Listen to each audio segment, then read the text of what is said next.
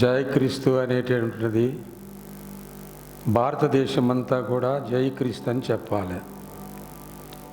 అది నార్త్ ఇండియాలో జై క్రీస్తు అంటే జై మసీకి అని అర్థం.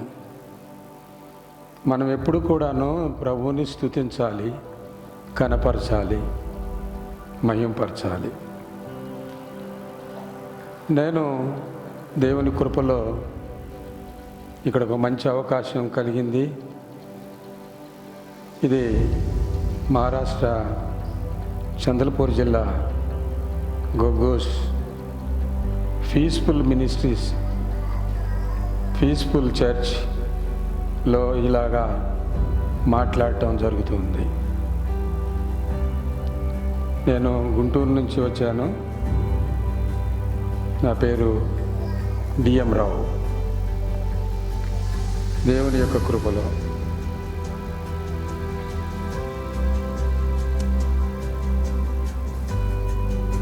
బైబిల్ గ్రంథంలో నుంచి ఈ దినాల్లో ఒక మాట మాట్లాడుకుందాము.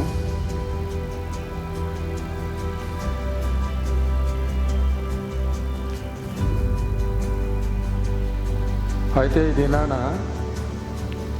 దేవుని యొక్క వాక్యము ధ్యానం చేయాలని మీరు కోరారు కనుక ఇక్కడ సేవకులు, దైవ సేవకురాలు అనిత, సేవకులు నెహెమ్యా గారు,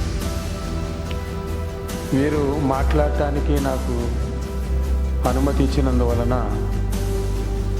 వారి యొక్క పీస్ఫుల్ చర్చిని, ఈ సంఘాన్ని, సంఘంలో ఉన్న ప్రతి సభ్యులను, సంఘంలో ఉన్నటువంటి ప్రతి పెద్దలను, అలాగే సేవకురాలను, సేవకుణ్ణి, వారికి కలిగినటువంటి బిడ్డలను మీరు బలపరిచి అనేకులకు ప్రయోజనకరంగా ఉన్నట్లుగా వీరిని స్థిరపరచమని, బలపరచమనని, పరిశుద్ధపరచమనని, మహిమతో నింపమనని ఈ మనవులన్నీ కూడా మా రక్షకుడును మా ప్రభు అయిన యేసుక్రీస్తు అతి శ్రేష్ఠ నామములో వినయమతో వేడుకొని ప్రార్థించుచూ ఉన్నాను. ఆమేన్. మీ అందరికీ నా హృదయపూర్వకపు వందనాలు. సత్య సంబంధమైనటువంటి మాటలను మనము వింటున్నాము.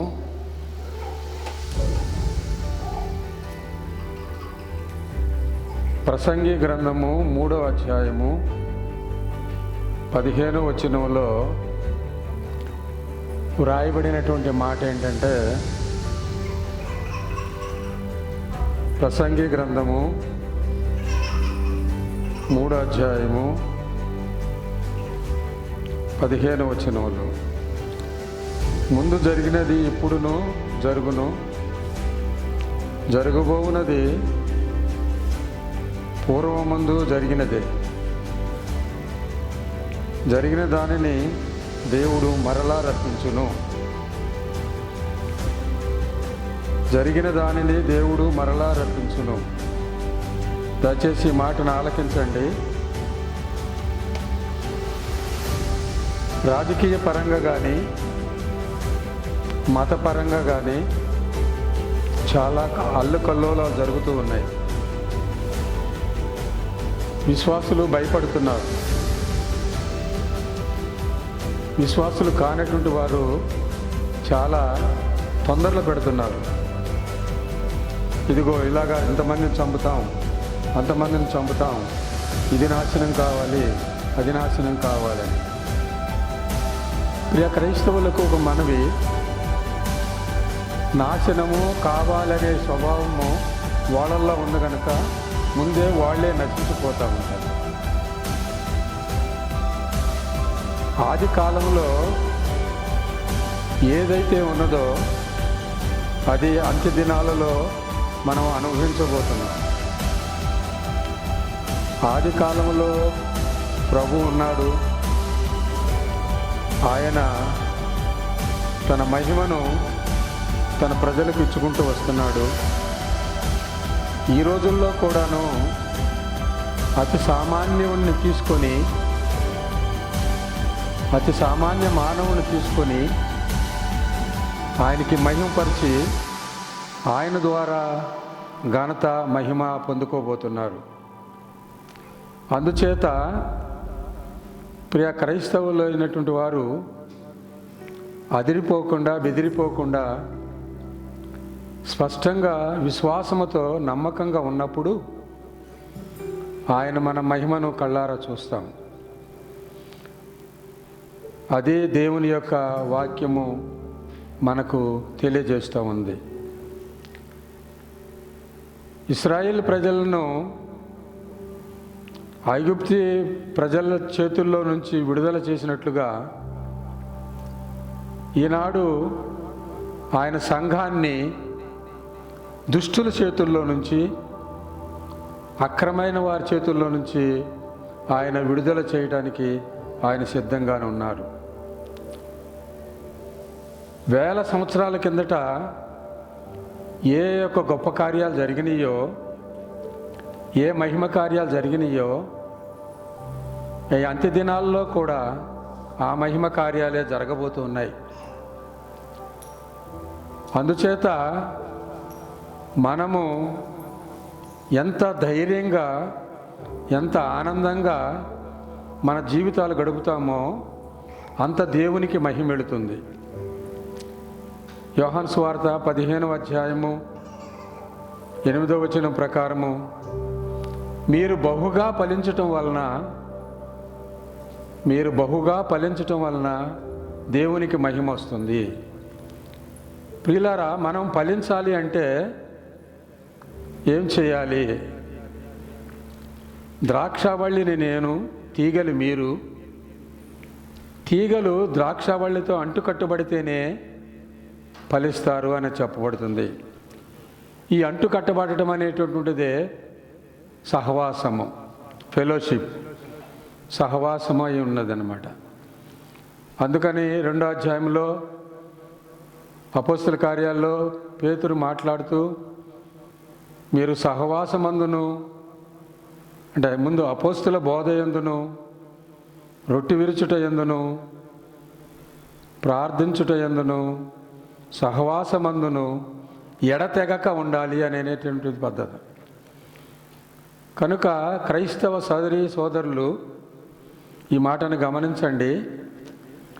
సమయం దొరికినప్పుడల్లా ప్రభువుతోనే సహవాసం చేయాలి, ప్రార్థన చేయాలి. గొప్ప సంతోషమైనటువంటి వార్త ఏంటంటే, ఆంధ్రాలోనూ కానీ, ఇక్కడ మహారాష్ట్రలో కానీ, లేక పూర్తిగా ఇండియా అంతట్లో కూడా అన్ని చర్చీలు ఈ ప్రసంగాలు, ఈ హెచ్చరికలు వీటి కంటే కూడా ఎక్కువగా ప్రార్థనలు ఉపవాస ప్రార్థనలు చేయటం మొదలుపెట్టారు.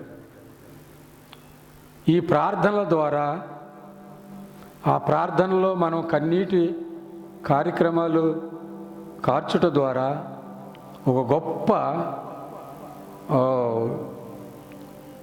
నివారణ, ఒక గొప్ప ఆశీర్వాదము జరగబోతూ ఉన్నది. ప్రియులారా, అన్య జనాంగం మధ్య వాటికి భయపడాల్సిన అవసరం లేదు.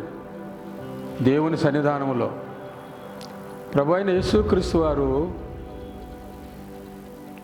ఆయన గెత్సేమనే తోటలో ఆఖరి ప్రార్థనకి ముందుగా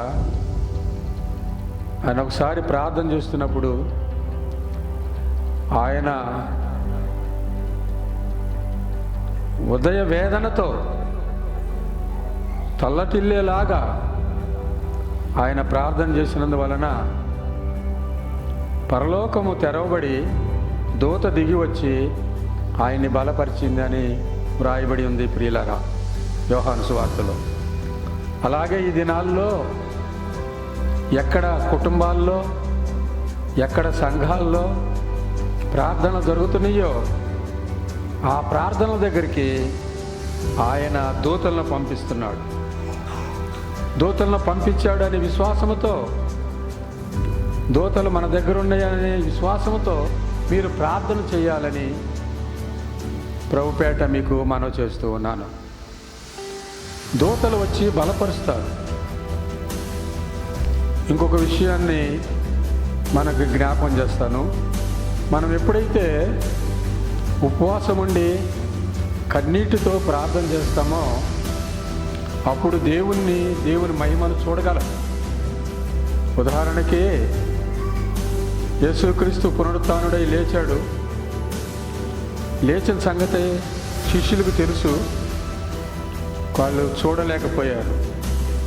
కానీ మగ్దలేని మరియ అయితే ఆమె కన్నీరు కార్చినందువలన చివరకు యేసు ప్రభువును చూడగలిగింది. కనుక ఉపవాసాల్లో, కన్నీటి ప్రార్థనలో మనము దేవుని మహిమను చూస్తాము అనే విశ్వాసముతో మీరు ఎక్కువగా ప్రార్థన చేయాలి. ఖాళీ హృదయాలతో కాదు, పవిత్రమైన హృదయాలతో, పరిశుద్ధమైన హృదయాలతో ఎప్పుడైతే మనం ప్రార్థన చేస్తామో మన హృదయ వేదన పరలోకమునకు చేరుతుంది. అక్కడి నుంచి ఆజ్ఞ బయలుదేరుతుంది. దేవుని సన్నిధానములో ప్రతి వారము కూడాను ఆజ్ఞ, పూర్వకాలంలో ఆయన తన ఆజ్ఞ ద్వారానే శత్రు సంహారం జరిగించాడు. తన ఆజ్ఞ ద్వారానే ఆనాటి ప్రపంచమంతా తన కార్యక్రమాలు కలిగి ఉంది, జరిగింది. ఆజ్ఞను పాటించింది. అలాగే ఈ దినాల్లో కూడా ఆయన ఆజ్ఞను పాటించబోతున్నాం. ఆయన ఆజ్ఞను పాటించిన ప్రతి వారు కూడాను దేవుని మహిమను చూస్తారు. ప్రియులారా, ఇంకొక మాటను జ్ఞాపం చేసుకుందాం.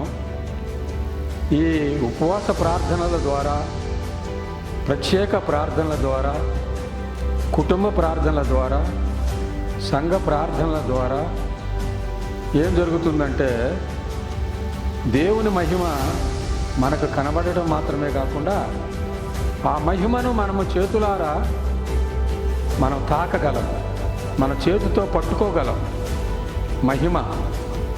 ఆ మహిమతో ఆయన ఇప్పుడు మనల్ని ఆశీర్వదిస్తూ ఉన్నాడు. మనం మహిమను చేతిలో పట్టుకోవాలి. అప్పుడు మన దగ్గర మహిమ ఉన్నప్పుడు ఏ శత్రువు, ఏ దుష్మను లేక ఏ యొక్క సాతాను శక్తులు మన దగ్గర పనిచేయవు. ఎందుకంటే మన మీద ఒక ఉదాహరణ చెప్తాను.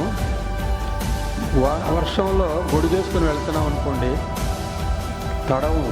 ఎందుకని? గొడుగు పైన ఉన్నది కనుక. మనము గొడుగు పైన వేసుకొని వెళుతున్నప్పుడు, వర్షం కురుస్తున్నప్పుడు మన తల తడవదు. కారణం ఏంటి? వర్షంలో వెళ్తున్నాంగా, తడవాలి కదా. కానీ గొడుగు ఉన్నందువలన తడవటం లేదు. అందుచేత దేవుని మహిమ మన మీద ఉన్నప్పుడు మనము ఏ యొక్క ఇరుకులు, ఇబ్బందులను మనము కలిగి ఉండలేము అనే సత్యాన్ని మనం కలిగి ఉంటున్నాం. ఈ సత్యాన్ని తెలుసుకొని మనం ప్రార్థన చేసినప్పుడు, ఇంకొక ఉదాహరణ ఉంది. యాజకులు యాజకత్వం జరిగిస్తున్నప్పుడు ఆ మందిరమంతా, ఆ గుడారమంతా మహిమతో నిండి ఉన్నది అని రాయబడింది. తర్వాత ఇంకొక ఉదాహరణ, ఇశ్రాయేల్ ప్రజలు వారు మకాం మారుస్తున్న కొలది వాళ్ళు ఎక్కడైతే బలిపీఠం కట్టి గుడారం వేశారో మహిమ వారి మీద ఉంటుంది.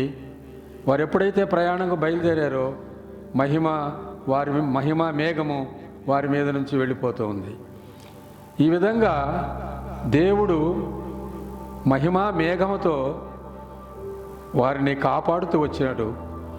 అలాగే నేడు మనకు కూడాను ఆయన తన మహిమా మేఘాన్ని పంపించి తన దూతల చేత మనకు తెలిసినటువంటి భాషలోనే మనతో మాట్లాడి ఆయన మనల్ని బలపరుస్తాడు.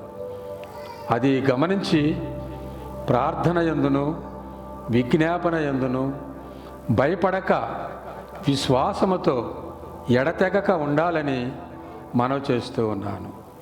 ఇక రాబో దినాలు పూర్వపు దినాల్లో ఇశ్రాయేలు ప్రజలు మరి అపోస్తులు వాళ్ళందరూ ఎట్లా దేవునితో ఐక్యత కలిగి ఉన్నారో ఆ విధమైనటువంటి ఐక్యత మనము పొందుకోబోతున్నాము.